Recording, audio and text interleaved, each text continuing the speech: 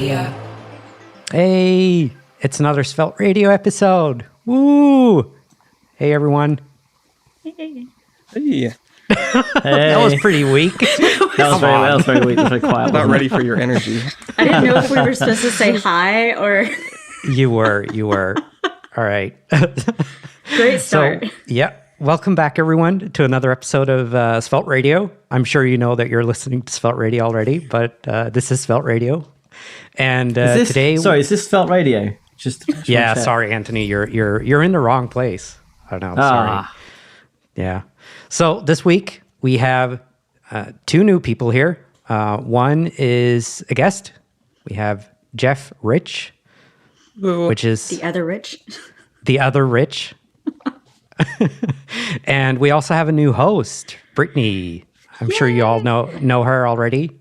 She's on the... What's the podcast called? Coding... Perfect Dev is the Perfect podcast. Dev. Yes, Coding Cat right. Dev is where the content that we put out. But yeah, I've been on the That makes podcast a sense. couple times, mainly because of the Svelte Sirens.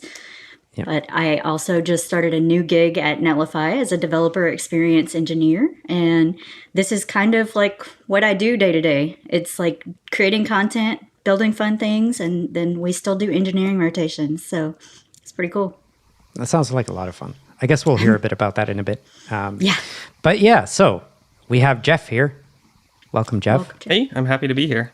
I gotta say, it's gonna be a little weird because I normally listen to you guys at 1.5 speed, so it's like you're talking really slow being here in person. Oh, yeah. I do the same thing. Yeah, same. So I'm just waiting for I you don't to- really listen. How are you doing? There we go. Hi, Geoff. Everyone sounds drunk if you go from like 2x down to 1x. It is Yeah. Oh, yeah. ridiculous. I saw that during the summit because I I'm- got a little behind and I was trying to catch up, and then eventually you hit the wall where it's live again. And you're like, oh, everyone's talking slow.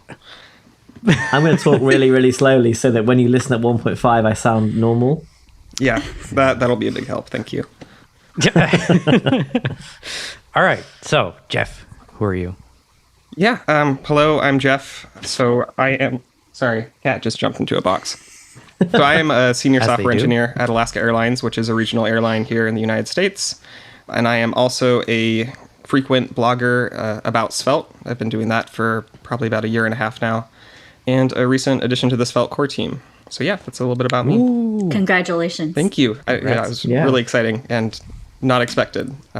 So, It's well right. deserved. well, thank you. Cool. Now, So- is it true that your surname, you gave yourself that surname in tribute to Rich Harris? I mean, that's partly true. Yeah, it was actually an undercover operation. It's like if I at least match the man in name, it's more likely that I'll appear more knowledgeable about Svelte and be more likely to be accepted. And you'll that's become a pretty maintainer. smart. That's why we kind of Yeah, added you. it's I the think, long just game. because It's been going on Yeah. for years. It's working out well. Nice. Started even before you were born, Yeah. probably. No, this was the goal. My parents had a plan. Wow, they knew Svelte was going to be a thing. Premonition. Wow. Oh, That's Put some pretty stock cool. in that. Yeah. So you mentioned Alaska Airlines. What do you do there? Do you just do you work with Svelte, or do you? Yeah, so I mean, at Alaska Airlines, I'm a full stack engineer there, so I touch the back end and the front end. And yeah, we use Svelte for some things. So we're currently in the process of breaking up our big monolith into smaller microsites owned by independent teams, independently deployable. And for a couple of the microsites my team owns, we've chosen to go with Svelte for that. So we have a few small Svelte sites in production right now, which is exciting. It's nice being able to work on Svelte at work, which I know not everyone has the opportunity to. Is Yeah. that micro front ends or is that completely separate sites? I think it's not a micro front end. It's a micro site because we're not pulling in different parts from other teams. Where it's like an independently deployable site that gets proxied. So if you go to a URL starting with this, you're being served this microsite. If you go to a different URL, you're being served a completely different microsite. Okay, gotcha. So that's pretty interesting. I never think that like an airline has so many websites, but I guess it kind of makes sense. I mean, if you think about it, there's like just so much, there's booking, there's actually viewing your reservation information, there's accounts, Oh, right. there's flight status, there's operational stuff.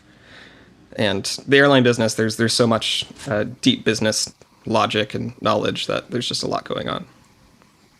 How do you deal with things like shared like style, like shared CSS across sites? Yeah. So we actually have a design system that's been in progress for a few years now, actually built on web components. Because of that microsite nature, my team using Svelte, there's another team using React. We still have legacy .NET code. So we need a deliverable there that could be used across all teams instead of having the design system team build a separate version for each framework people are using. So yeah, we have shared design system components built using web components, and then we also have there's some shared base CSS that the newer projects can pull in. Nice. Do you know if that's published as is that an NPM package? That's what I did at my previous job, so I'm very into design systems and how they work at other places. Yes, that's actually a big thing. The lead on the design system really wanted it to be open source. So it's all open source. If you go to nice. oro.alaskaair.com, you can see everything there. That's being built. And it's all on GitHub We as well. should drop a link to that. What was the address? auro.alaskaair.com. So, I mean, since you work for Alaska Air, do you live in Alaska? That's a frequent question, but no. I live south of Seattle. And actually our main hub is in SeaTac, Seattle area. So yeah, most of there are people in Alaska, and I think it's Alaska because that's where we started. It's where some of the first airlines were, but we're all around the West Coast, so not just Alaska. That kind of makes sense for an airline to have a hub on the mainland. Well, I mean, Alaska's the mainland, but it's away from the mainland. We still fly a lot of flights to Alaska, and Alaska is still a big part of our business, but our hub is in Seattle. Cool, cool. So, being a Svelte maintainer now, what do you do?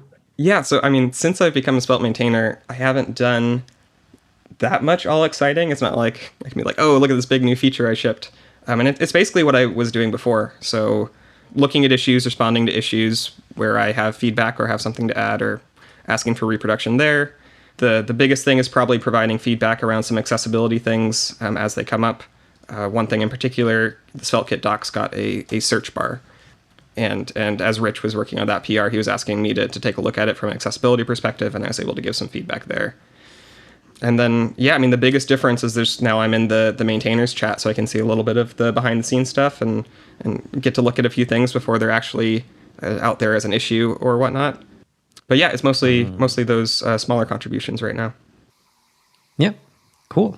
Do you see yourself contributing something bigger, I guess, is how I maybe... Yeah, potentially. I mean, I think the main thing... I've just been busy lately and haven't been able to get back to it. But one thing I'm interested in is getting better reduced motion support in Svelte, which I had a Svelte Summit talk about that last year. Yep. And for those who don't know, Svelte has built-in transitions that let you animate things in and out of the page. And one thing you need to do yourself if you're using them is try to take into account, this person is motion sensitive and requested reduced motion, so I should adjust the transitions accordingly. And right now, it's not hard to do, but you have to know how to do it, and you have to build it in yourself. And I would love to see something like that become part of Svelte Core that we can teach alongside in the tutorial, saying here, pull in this, or use it like this. And just out of the box, you will be taking this into account, or it'll be very easy for you to make the decision what to replace.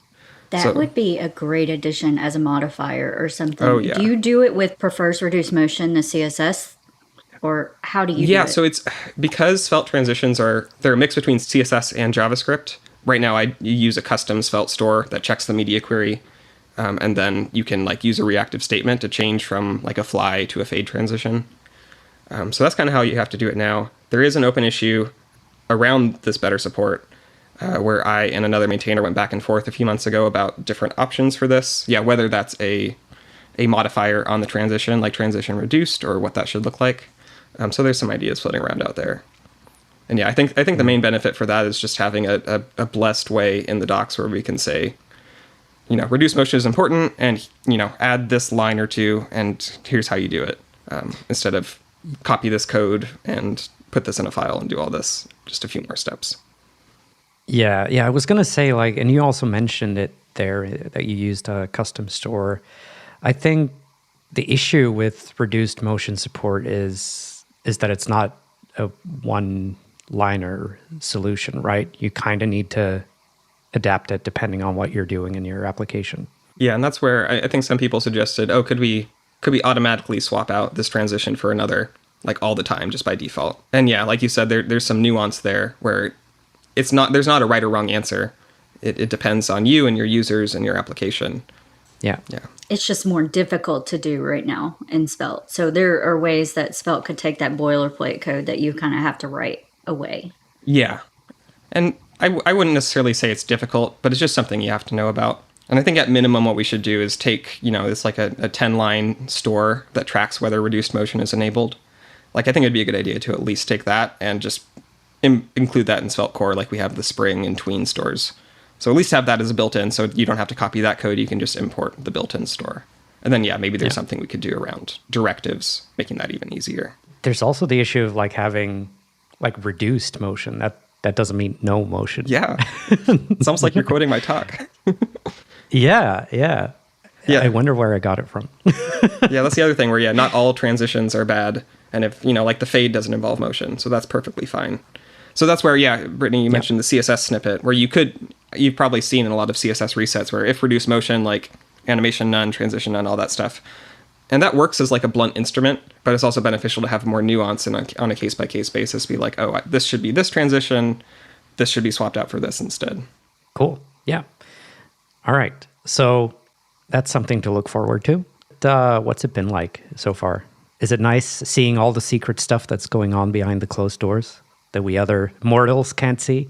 No, yeah, it's been nice so far. Like I said, I feel like I haven't done all that much, but it's just, and I think I've only been at maybe one maintainer meeting so far, but it's just cool being involved and seeing all the hard work everyone else is putting into this as well, and just makes me more excited about Svelte. I went looking for the search bar that you added because that's something that people have been wanting for a long time. So you added it to the Svelte kit site. Is there a plan to do it to the Svelte docs? Because I didn't see it on there. Yeah, well, Rich added it. I just offered feedback. But yeah, I think there's an open issue on, if I remember correctly, I think Svelte docs will need to get an overhaul at some point because right now they're in the single page format. So I don't know if the search bar will come because right now you can control F for it.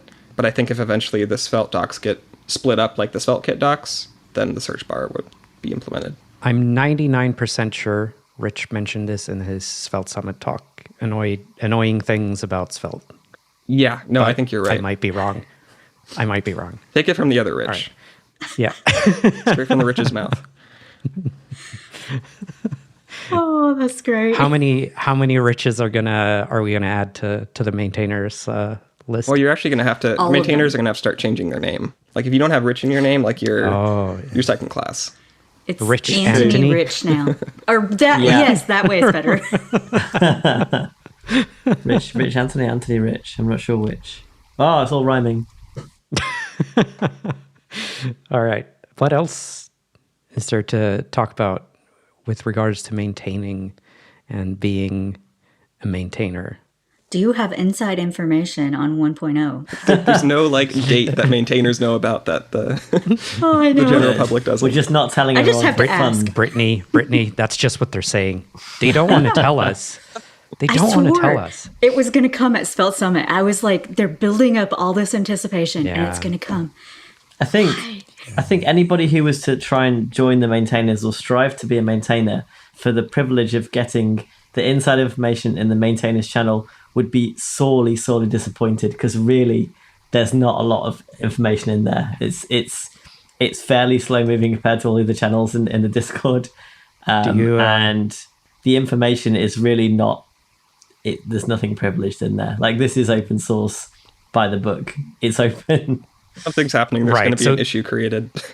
Yeah, that makes sense. So you guys don't have to turn on slow mode in Discord because there's so many messages. I turn on mute mode. Mute mode for everything. I have to do the same thing to channels that I don't want to be notified about. It gets crazy. Yeah. I've actually just turned off notifications in Discord. I only have it for I think one or two channels, and then for private DMs, I think. Yeah, I moved my company to it, so I can't really turn notifications off. So I have to kind of mute all the open source stuff and then check it at my leisure, rather than be notified every single time someone mentions my name, which is more often than you'd think. I mean, one thing to mention about maintaining, and I think Rich talked about this at the summit, just to impress on people the importance of a good reproduction in an issue report. And I've seen this in Svelte, and I've seen this, our design system is open source, and even people inside the company opening issues, if you don't understand what they want, then it's going to be really hard to fix it. So it goes both for bug reports where you want to provide a good reproduction, and then also feature requests. Don't just say, add this please add this attribute that does this. Like, help maintainers understand your context and why you want it. Because otherwise, especially in shared code bases, it's not just you. It's not like an internal thing where you can make whatever changes you want. Shared code bases have a lot of external implications. Yeah, everything's got a price, right? So if it's a bug, like investigating it is one of the big price, big ticket things. It's like, if we've got to dig around to recreate it ourselves, unless it seems really important, we're just not going to have time to do that. So it's going to probably get ignored. And I think the other thing is, for a new feature, the price is, sure, this is a cool feature, but how does it affect the learning curve for Svelte? How does it impact the sort of sprawl of the API and the docs and everything else and testing and, all this kind of stuff comes at a cost. So realistically, you've got to justify, you've got to kind of like fight for the feature you want almost. I think that's a great point. It's like the Svelte elements that just got added was in there as an issue for 2 years or something. Yeah. Like it got debated over for a long time. Yeah, it's also fleshing out. It's getting the API right. I mean, you look at the Svelte API and you can see it's very clean and neat and concise, and that's the result of a lot of thought and small implementation time. This is something that there are other frameworks. I can't pinpoint one specifically. I don't think any of the big ones, but where stuff just gets added and added and added and added, and luckily not having any kind of financial backing of any sort. Svelte doesn't cave to those pressures, but ones that have a big company behind them perhaps just have to do the next thing that's needed, and then you've got 10 ways to do the same thing, and it's pretty painful. Yeah, I think there was a discussion today about like those inline components, and I don't like them. I don't like them. Inline components being multiple. Well, you mean, yeah. So like a smaller template that you can reuse inside of your component. Yeah, like fragments almost. Yeah, kind of. Oh, clues in the name. Started on fragments. Single file component. Yeah. Single file components. Nope. Single file component end. Single file component enter. It's like \n. Full stop on the end. Yeah, full stop. Well, not full stop, because then it could be like .multi. I know, I'm getting carried away. Is there a better point for fragments? Like, what is their point? Like Svelte fragment? I think it's...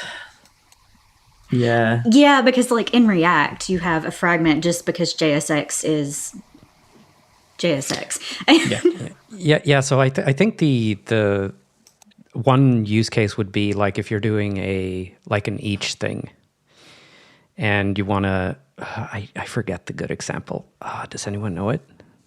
Well, if you had each with different types of objects in there, right, and yes, they needed a slightly different layout each, I can see the need for it, but I would be making multiple components within a single folder to organize that. Yeah. I think it's so trivial, and you can do it with Svelte preprocess anyway. You can use a preprocessor to do this for you. So if you really want them, you can have them. Yeah. So there was also a comment about, I think, testing, something about slots. I have run into that one before where like I want to test a component, but I need like a little bit of interactivity around it, like a dialogue. Like I need a button to open and close it. So I have to create like a separate component just that contains the dialogue and a button for the test to interact with. So I can see that one, but it sounded like I saw something in the Discord, like there's an inline way to do it in vtest or something. Just to like for your test have a little fixture inline there. Could make sense. But I think that's separate from the multi-component file discussion, because that would be inside a test file. Yeah, that's true. Right. All right. Do you guys want to talk about the big happening of the year so far? Until the next one. Yes. Do yeah, exactly. Do you know what it is? It's obviously Svelte Summit Spring. Everyone's talking about it. Yeah, yeah. It's all over Twitter. It's gone down in history. It was a lot of fun, and there weren't any. Oh wait, there was one technical issue with the audio, and some spam bots. Oh, there were spam bots. You can't blame that one on me, right? No. No, That's not my fault. I thought it went really well for like historical Svelte Summit. Yeah. You remembered your mic. I did. Yeah. It's because it's now on like one of these things. Before I had to like actually put it on the desk. So now I can just leave it here. For those of you on audio, he just raised his mic arm into the camera. Yes. That's some good context there. Oh, that was a big improvement. Accessibility, right? Yeah. Accessibility. Yeah. Kev is looking downwards. Kev with headphones on. We're going to narrate the rest of this. Kev in an empty room with just a chair. Sorry, I'm done narrating now. Are you the subtitles for movies? The square bracket ones. Yeah, basically. Wind rustles. Yeah. No, but in all seriousness, it was a lot of fun. It was probably one of the better Svelte summits, I'd say. Super nice talks. It went smooth. No issues other than the bots. And yeah. Which talks did you guys like the most? Brittany, you can't pick your own. I was just breathing a sigh of relief to get that one out and over with because the secret could not be kept anymore. Yeah. I think my favorite one was like the motion one Penguin did, and there were a couple of really good ones. Yeah. And like I think for me, like there were a couple of ones that had really nice production value. So the monogram one was really nice. Oh, the raster. And, yeah. Is that one? Yeah. The one with the cool music in the background and the I got chills. The animation. Yeah, it was good. It's really nice. And it also kind of stayed with the pink and super dark blue colors as well in a way. But yeah, that one was good. But then also the Bert the one that Bert made, the one with the excellent production values for the opposite reason. Exactly. Oh yeah. Yeah, that was like so throwback funny. to the 80s. Yeah, that one was incredible. It was so good. Like I love the fact that he put on he actually filmed himself sitting in the chair, and he like showed the chair as well with the horrible green screen shining through. It was and then he's like keep looking back as well on the code that he like put. So good. Well, so if anyone's listening to this and you haven't seen the Svelte Summit talks, you should definitely go check them out. They'll be uploaded separately as well, starting next week. So that'll be fun. And yeah, Anthony, which one did you like? Have you watched them yet? You were pulled away. I have to admit, right? Yeah, I was away, so I have to admit I haven't had a chance to watch them yet. Oh no, I've been back to back since I was away. What was more important than Svelte Summit? Well, I'm see offended. My parents. I only get to see my parents about 3 times a year right now, so I kind of had to take the opportunity. Fair enough. Svelte Summit's only 2 times. No. Exactly. Hey? I was just going to say that. Everything froze up then, so I missed the joke. Oh, yeah. So I can listen to the podcast and then I'll laugh privately. Yeah, the joke was basically Svelte Summit only happens twice a year. Oh, yeah. Yeah. True. I don't have a good comeback for that. I thought the async store one was also pretty cool, and I definitely worth a rewatch.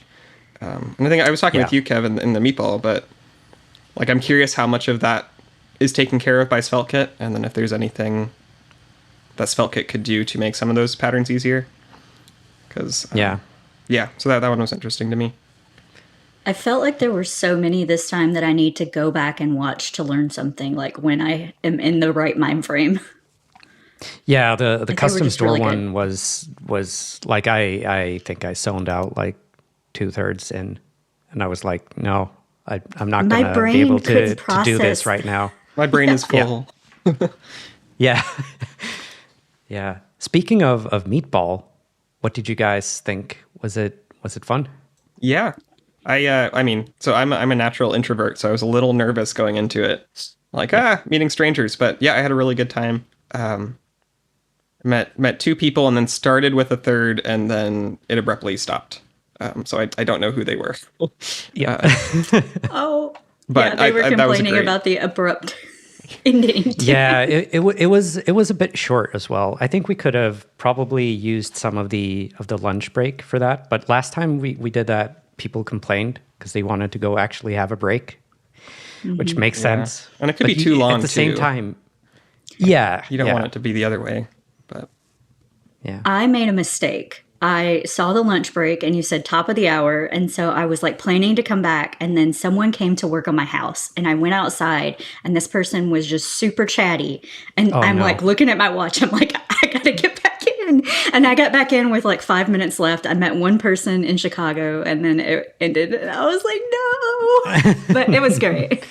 Yeah. So I think I guess we can explain what Meatball is for those that don't know what it is. Yeah. So it's basically a how would you describe it? Like a meeting service where you all go to this one link and then you get paired up one-on-one and you get to chat on video with some other attendees. So it's a super fun way to meet other people. I do want to use that again. Definitely. And probably make it a bit longer, maybe like 10 minutes longer. Mm-hmm. And also I asked my friend, so my friend is the one that's been building this service. So that's why I get to use it for free. That is a really neat service. It is. Yeah. So I've asked them to like build something that lets the host end the session in a more, how would you call it? Like a nicer way rather than just like turning it off for everyone. yeah, like a 90-second countdown or something. Sorry, Anthony, what did you say? I was just saying, have you asked him to write it in Svelte? I have. There's a running like so the way it works is you get presented with like a question at the start that you're supposed to answer, and one of the questions was should Meatball rewrite this in Svelte? Yeah, so we always put that one in because it's funny. And actions. And he's gonna yeah, There was a question about actions. I'm like, I know who put that one in. wasn't me. Oh yeah, the quiz. Oh, the quiz. I'm still mad at you for like not picking developer experience for Svelte. I was like, what? It was it was fun. I actually threw it together pretty quickly, and I decided to not make it too serious. But no one got anything. I didn't realize we were picking your choices. I thought this was like in general, Wow. like the community. Yeah. I thought it was objective. Nope. Well, it is objective from my point of view. But I guess. okay. It's Maybe the not. right answers. Exactly. That seems reasonable. Yeah. Yeah, I think that's it. Svelte Summit fall is coming up. We did a raffle for people that bought tickets before the conference ended. So one of those people get to go to the speaker dinner, which is cool. Did you choose that yet? No, not yet. No. I was going to do it this week or next week. I don't feel like I'm in that much of a hurry to do that bit. I'm thinking a bit about like how to do it transparently. What do you guys think? Should I just like do a live stream and just have the first names and then do a I think that would be a good promo math.random? for it. Yeah, like have the site out once you release the site and have like a big live stream where you're like, and this person's gonna win ticket to the dinner, and That's a good idea. I'll do that. All right. Anything else, or do you guys want to move into unpopular opinions? I always want to move into unpopular opinions. Yeah. All right. Go ahead, Anthony. What's your? Well, I don't have any. I just want to be there. That's just not true, and you know it. I mean, I know it. Everyone knows it. You just can't come up with one at the moment. I just need a minute to read Twitter, and I'll gather a collection. I filter through them. tried to do that because I didn't have one either, and so I was trying to go through Twitter to find Find the tweet with the worst ratio and be like, this is my opinion. This is my opinion, and I hold it dear. I do have one. Excellent. Let's hear it. Yeah, I mean, I touched on this a little bit already, but I think web components are cool. Oh, that is controversial. Yeah, that is controversial. I think it's unpopular or popular depending on what community you're in. Nope. just unpopular? Yeah, Yeah. no, but for the purposes of this, yeah, I mean, I see the criticisms against them. Do you know why it is though? Do you know why it's unpopular? Because the API stinks. It's because they're rubbish. Yeah. Because Complete rubbish. it's unpopular because it's not true. Yeah. Well. Yeah. No, I mean, I see the criticisms, and Rich Harris has made plenty of valid arguments. I don't think he's wrong about any of it. But I just think, one, the idea of a component built into the web platform is cool. I wouldn't use them for everything, but I think they do have some valid use cases.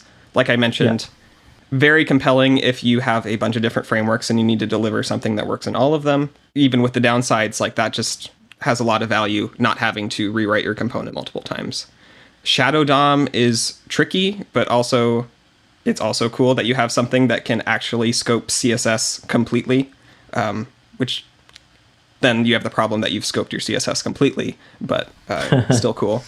And then also I just think they're neat for progressive enhancement. If you have a mostly HTML site and you just want to throw in that little bit of interactivity, a web component can be a great way to do that. And it lets you can even put them in Markdown because like it's an HTML tag. You don't have to use a MDX or MDSpecs. You can just throw a web component in there and it works.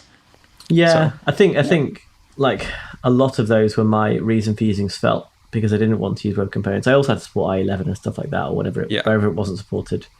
But it was because I could just build a little thing in Svelte and then deploy that on its own as a function. But it doesn't handle the styling. It doesn't handle the scoping of CSS. I mean, it does to an extent, but not enough. So yeah, I can see there's definitely use cases for them.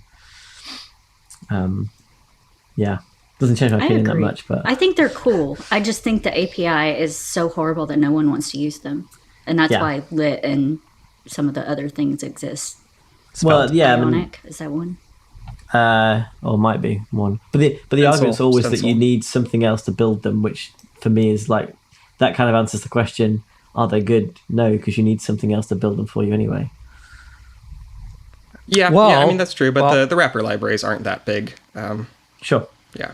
So I could argue then, Anthony, like, is HTML bad because you need something else to build it? You don't. Like, you can just write HTML. Well, you know what I mean. Like, I understand, but I could happily write some stuff in vanilla JavaScript and HTML, right? It's not a problem. I don't fancy writing a web component from scratch because I've seen the API and it's big and unwieldy. All right. I've never actually tried my hand at writing one without any. I don't think a lot of people write them from scratch. No, and that should be a big sign, right? Yeah, exactly. You can't write them from scratch. They're just too much. It's too much. I came up with an unpopular opinion. I remembered one. So I listened to the Svelte Radio podcast with the Rich Harris, who mentioned something about the Jamstack at the end that kind of got my gears turning. And I think the Jamstack is still valid. It's still cool. And I think the community is thriving there and we are becoming better and evolving with the web. So I think there's still validity to the Jamstack. And it may be unpopular because of the Rich Harris love. I don't actually remember what you said. Yeah, same. I think Jamstack is just a website with a cool name. Just a website with a cool name. Well, I think because it started out as this static thought that it had to be static generated, that now that it's evolving with the web and becoming more hybrid, but it's become more like this serverless functions, putting things out on the edge. I think that's becoming more of what the Jamstack is. And I still think there's room there. Yeah, I guess time will tell. I'm sure there's room. There's room for WordPress on the web. So yeah, right. So I don't see it dying. Just evolving. WordPress is growing. I don't even understand how WordPress is still growing. Oh, that's my unpopular opinion. You found it. I got one. It's it. Can I say my unpopular opinion now? Yes, go for it. So my unpopular opinion is that the only use case for WordPress is for building a blog. And the reason I say this is because I can see that WordPress is used in many places because what will happen is somebody will come and approach a freelancer or whatever, and they'll say, I need a WordPress site. And that freelancer will go, I can do that for you. I have WordPress skills. I'll build this site on WordPress. The solution, the freelancer is not being offered a problem to solve. They're being offered a solution. They're being handed a technical solution, i.e. WordPress, by a non-technical person. WordPress is a blogging platform. It can do like sites, landing pages, applications, you name it. It can do whatever. If you're happy with whatever being just shoehorning stuff into a blogging platform and trying to hide all the stuff that makes it a blogging platform, such as the stupid search, categories, dates and times, authors, all that stuff, right? Technically anything can be an anything if you are happy to spend time overriding all the stuff that makes it the kind of the thing that it is in the first place. But ultimately, WordPress is a blogging platform, and my controversial opinion is that WordPress should only be used for blogs. I don't know if that's not... I don't even know if you should use it for blogs. Well, I mean, that's another story. Like, I agree there's definitely better blogging platforms now too, but if somebody comes to me and the answer is WordPress, then they've asked me for a blog. For anything else, there are sites that can be built with limited skills, even using many of the different available things there are today. I think that the problem is non-technical people come with technical solutions because they've heard that that's what they need. And it's absolutely the freelancer or whoever it's going to be, the company, the agency, it's their job to say, your problem is this, you're trying to solve X, and the solution is Y. Not the solution is WordPress, let's build a WordPress site. And I think that's why it's absolutely everywhere on the internet, is because people aren't pushing back and saying, how about you let me deal with the technical side and, I'll solve your problems. I think there's also the another reason, and that's the authoring experience. I mean, there are other options for it, but people are used to it. Probably is. Yes. There's familiarity. There's a lot of things like that, but I think again that familiarity has grown from using it for things that it's not designed. It was never originally designed to be. I don't believe that all these people who are familiar to maintain their landing pages with WordPress are familiar because they used to have blogs in 1998. I just don't believe that, right? Right, no, yeah. They're used to sites that have been built with WordPress as their botch job CMS, and they're happy to carry on botch jobbing their website with it because they're institutionalized. So my unpopular opinion is that the new authoring experience in WordPress is probably not as bad as you would think. Is the HTML outputs as bad as I think? Because I think it is. I don't know. I was just making a bad joke. I love how all of this came out of Geoff's, because he was the only one with an unpopular opinion, and then we all just riffed off that. Yeah. Ev, is the Svelte Summit site actually built on WordPress? Is that what you're trying to tell us? No comment. No, it's actually open source. You can actually go check it out. It's a regular old SvelteKit site, and it uses Sessionize as the backend, or the API for CFPs and stuff. You know, the WordPress people built the Ghost CMS as well, right?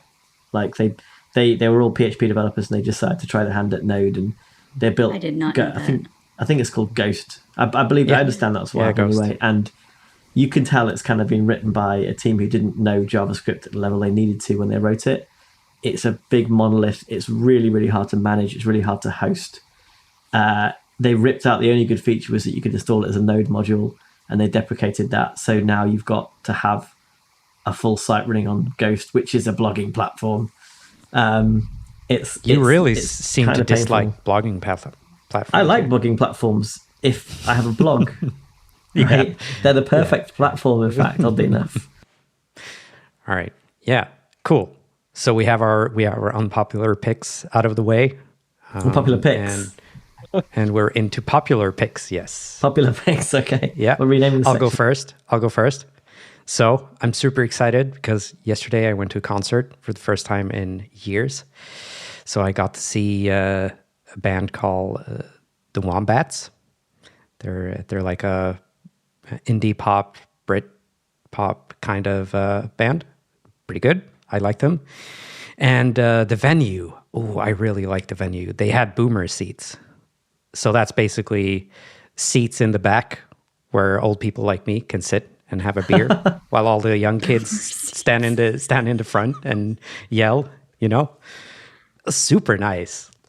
So you got, and they were even elevated, so you could see like everything. That's nice. It was just the best. I had such a blast. Did you say it was outside or is it inside? No, so it was inside. Oh, okay. Yeah. Pretty small venue. It's like, I'm sure there are lots of venues that has boomer seats, but But your pick is it kind of sitting makes down sense, at a right? concert. yes. I'm not like I'm not like one of those people that get crazy at concerts. You know the type. I guess there are multiple types, and nothing against those. Yeah, exactly. Nothing against those people. I'm just not one of them. All right, so that's my pick. Concerts. Go to them. After COVID, it's very nice. Nice. My pick is house cleaners. We just had cleaners come back to our house for the first time in 2.5 years, however long it's been. And it is so nice to just walk around and everything is clean. And I did not have to do it. Yeah, I'm sure that saves a lot of time. It saves so much time. And they were here like 4 hours and it would have taken me like 10 to do the level of cleaning or more. I don't know. Professionals are so efficient. They are, yes. Yeah. My only nit at them is that they didn't put things back the way they were. So like our shower heads, they left on our arm, like the body sprayer. Oh, and it flooded my bathroom. My kid turned it on and it was just spraying with the arm out into the bathroom. Oh, no. So that's my only like bad part, but just make sure your stuff's back. I do like house cleaning. I think having a cleaner is a great service, but I do have to say that they broke my sink, they broke my plug hole in my bath, they destroyed my slippers. My cleaner used to wear my slippers what is while she going cleaned. on? What? I don't know. There's a longer story there somewhere, but we haven't got time today. Maybe an unpopular opinion. Yeah, it's like an unpopular opinion. My wife now will not have a cleaner, and so that's the problem because I'm not cleaning. Yeah, I don't have time to clean. All right. That is a problem, though. Oh, my other pick is the developer experience blog that Sarah Drasner wrote. And if you've ever wondered what developer experience or relations or advocate, what any of that means, this does a great job of explaining that and how it works at Netlify. And they do like engineering rotations so that you keep up on your like technical skills. And I think it's a really good explanation of that, which has confused a lot of people. Yeah. It's developer avocados is the term I use because it's more fun. Yeah, avocados. It's also why people use the avocado emoji for advocates. Yep. Ah. Yeah. All right. Jeff, Anthony, do you guys So have my one? pick is video game music, which is what I listen to all the time while coding. It's great. It's instrumental. There's a lot of variety, a lot of strong melodies. So that is my go-to coding music. In particular, I've been listening to a lot the soundtrack to Kirby and the Forgotten Land. Like most things, it's not a game I've played, but it makes great coding music. Nice. That's cool. Okay. I don't think I've heard that. I'm gonna have a listen. All right, my pick Anthony. is definitely the weirdest one then, as usual. My pick is I have really bad hay fever. I have like industrial strength prescription medication for it, which this year for some reason hasn't really worked. So I'm still suffering quite a Industrial lot. strength. Well, it's like the de facto H1 inhibitor, whatever you call it. It's strong and it should really solve everything, but it doesn't quite.